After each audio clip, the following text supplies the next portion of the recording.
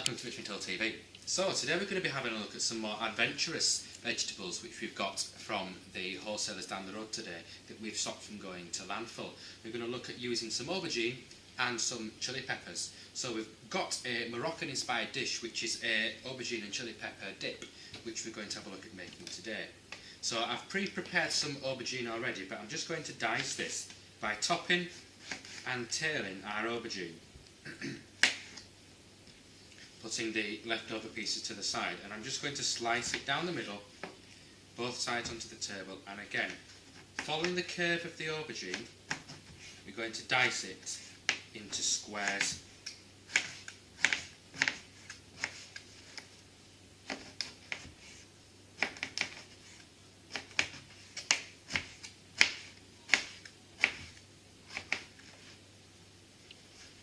Okay, so there we have it. There's our aubergine diced into some nice square chunks. I'm just going to place into my mixing bowl. Now onto the chili pepper. This isn't as spicy as a typical small chili which you can buy from the shop. It's got more of a sweeter taste to it. It belongs in the same family as a chili, so the seeds inside the pepper can be quite spicy. So it would be my recommendation that you halve it and you scoop out any of the seeds which you don't want to use within your dish. Just scoop them to one side so that you don't come into contact with them. When you're using this, a good safety tip to remember is not to touch your face once you've been touching the raw chili, because the spices from the chili will burn your eyes or your face if you were to touch any parts of your face whilst you were cooking. So again, I'm just going to dice our chili, nice and filly. It's up to you how big you like your chili, into some nice squares. I'm not going to use all of my chili pepper because I don't like things very spicy, but it's up to you how much you want to put inside it. So I've got some prepared earlier, I'm just going to add a little bit more in.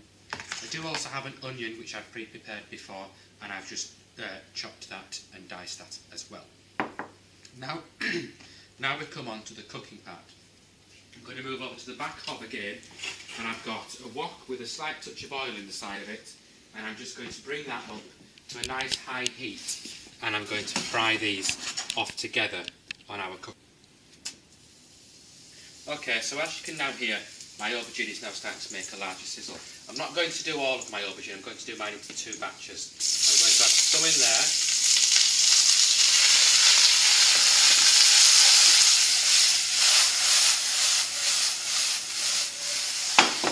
It will start to sizzle quite loudly. That's fine because we want to make it so it's got quite a nice bit of colour on the outside of it.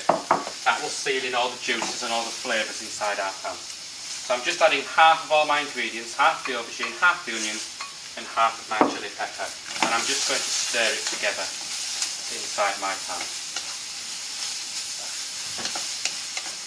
Stirring it all the time so it doesn't stick to the bottom of our pan.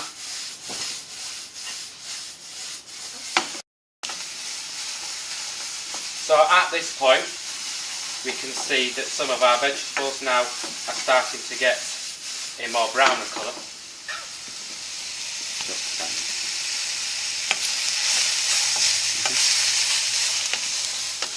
So as our vegetables have now started to take a slight colour to them, we've sealed in all the juices of the onion, the chilli and the aubergine.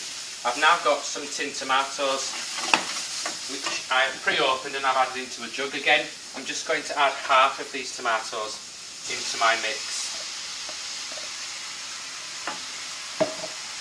Half of the tomatoes.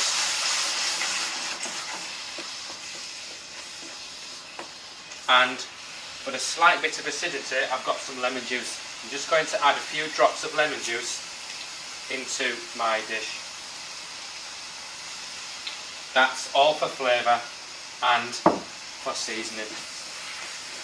Dependent upon your tastes, you can then add in salt and pepper, or you can add in some spices as well. Okay, so I've just got some turmeric here which I'm going to put a little pinch inside my pan, and then we can look at using some salt and pepper as well,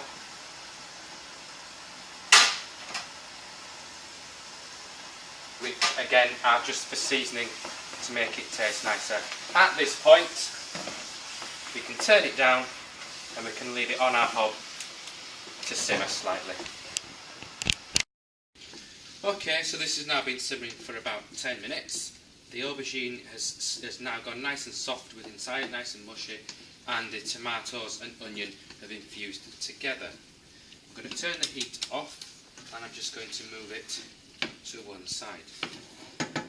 This is now an option to you, depending on how you like your dips. You can either use a potato masher, where you'll be able to mash it and get it into more of a chunky kind of a dip, or I'm going to use a food processor just because of ease today, and this will turn it into more of a smooth dip, more of a guacamole type dip. Okay, so I'm just going to put this in there and I'm just going to blitz these through. Okay, so there we have it. I've just blitzed it together to make it into a nice smooth paste. I can then bring this towards my dish and